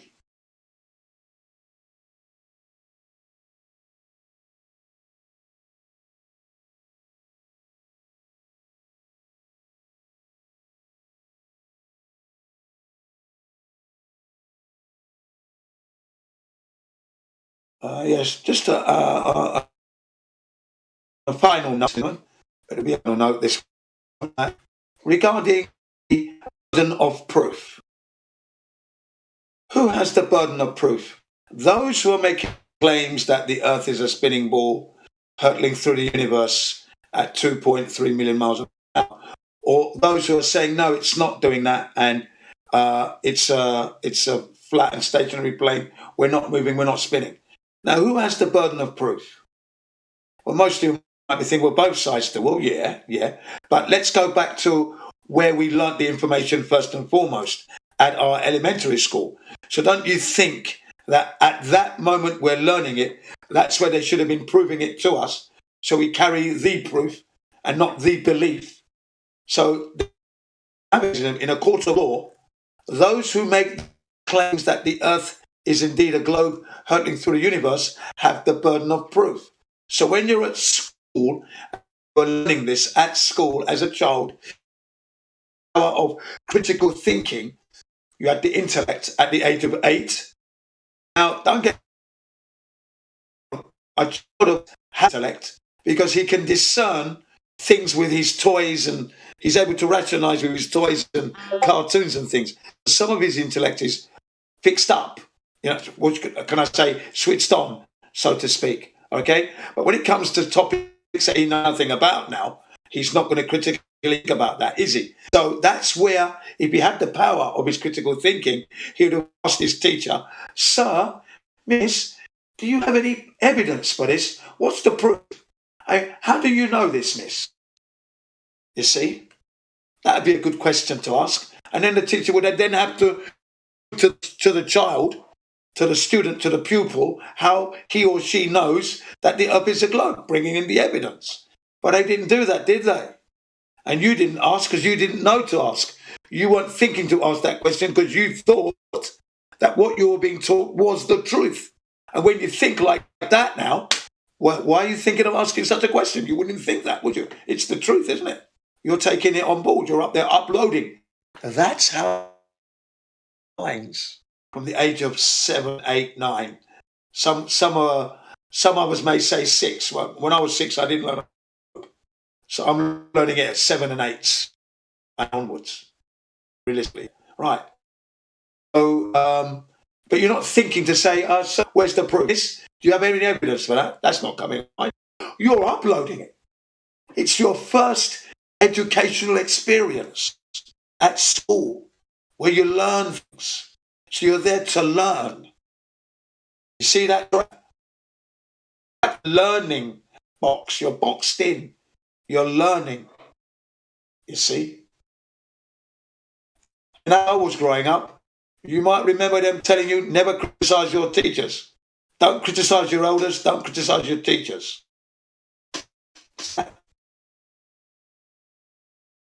Children not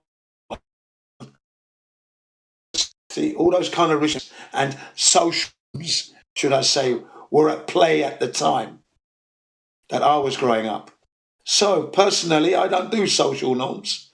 I do avoid some social norms, and some I do, but generally it's my way or the highway, ladies and gentlemen. Always will be now. It was anyway before that, but even more so now. Yes. So that was the point I wanted to make there. The burden of proof lies with us saying that the earth is a globe. Without a doubt, we can take that to a court of law, and that's what should stand. So any flat earther being told, what's your proof? You just say, excuse me, are you telling us that the earth is, where's your evidence for that, please? And guess what they say? We have a justified true belief. What that is, ladies and gentlemen. Another one that flushed down that $23 million toilet, yeah? Justified true belief, ladies and gentlemen. Yeah, that justified true belief is that they believe in nothing. Okay, that's all they've got. Doesn't prove that the earth is a globe. But that's what they give you. Justified true belief. Anyway, that'll be now. Finished.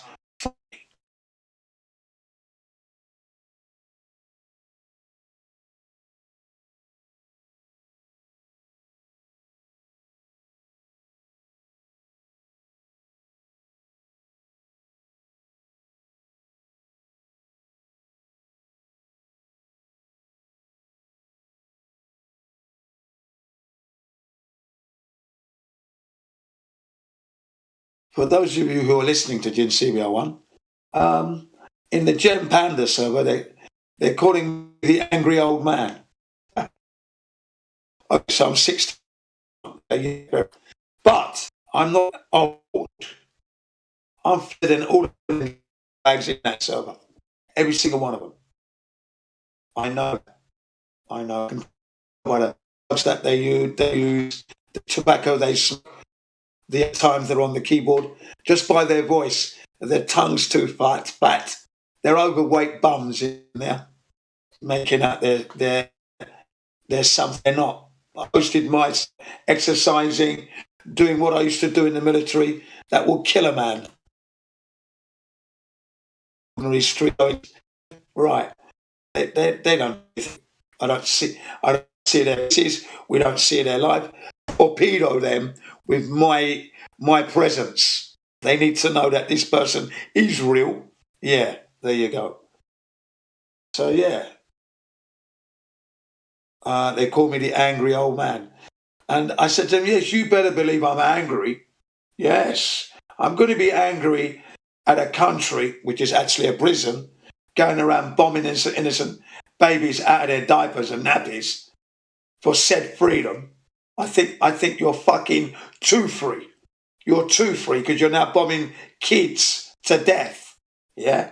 I think you've got enough freedom. You've got too much freedom, I think. Yeah?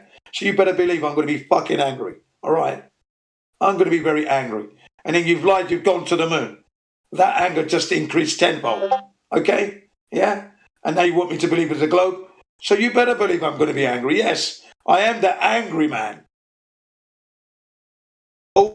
Old enough to smash you into the ground. My anger. So don't underestimate, yeah, the angry old man. Anyway, and that's the end of that.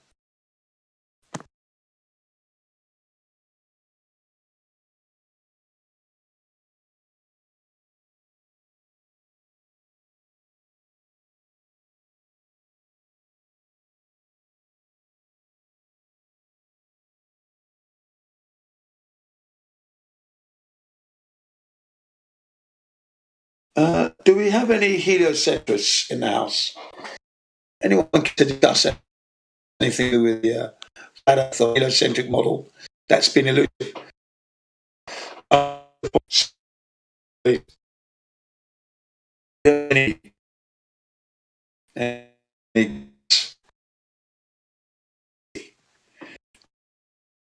Do we have any heliocentric, the audacity?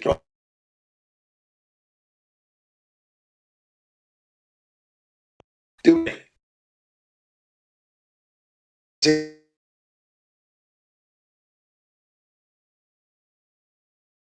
heliocentric maggot? I said, calling you out. they're hiding under that flat rock, ladies and gentlemen. They can't have CBR ones.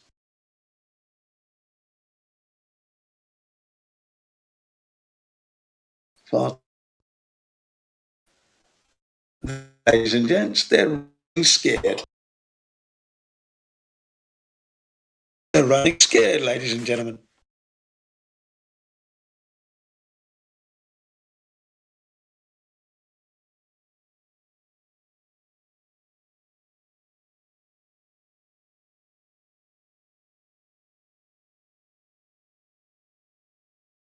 Yes, Jin CBR1, AI 2.0. The robot is in, the human robot. Here to remind you that you're not living on a spinning ball hurtling through that universe.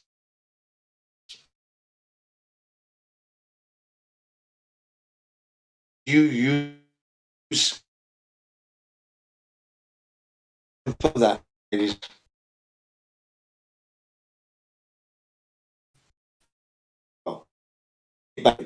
okay, no, fine.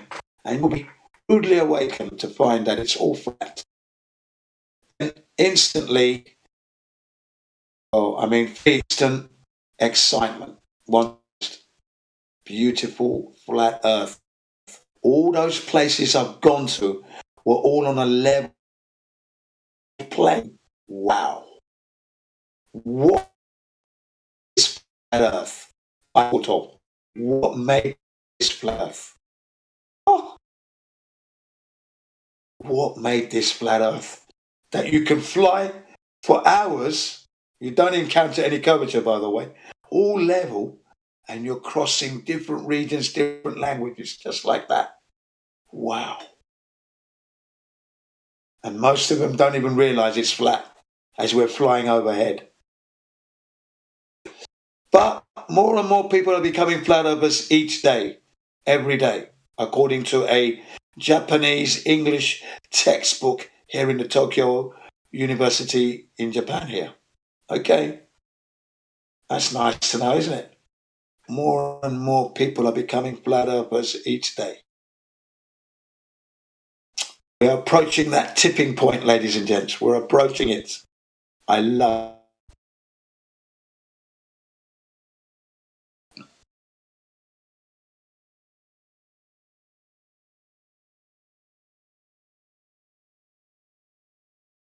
So on that note, I will bid you all goodbye for today. I'll leave you in the capable hands of the other flat earthers in here. Jin CBR1 finally signing out. Okay? Enjoy your day and stick around. I'll be back.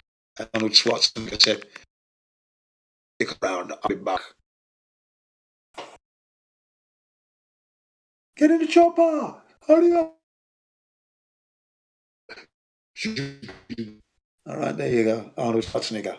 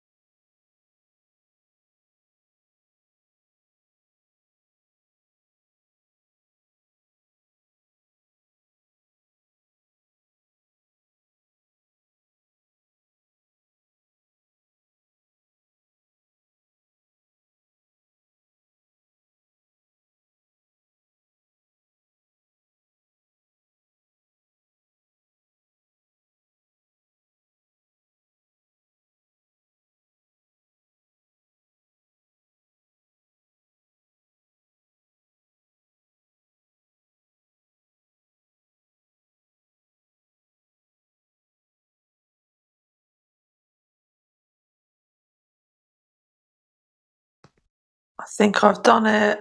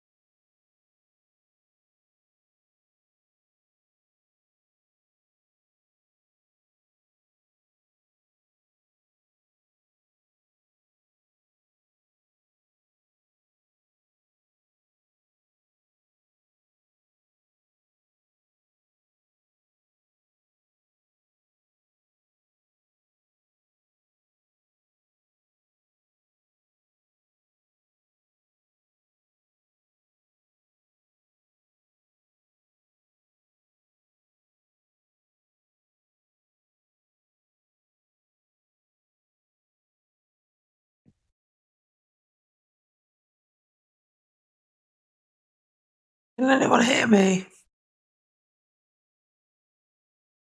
Yes. You can? Yes.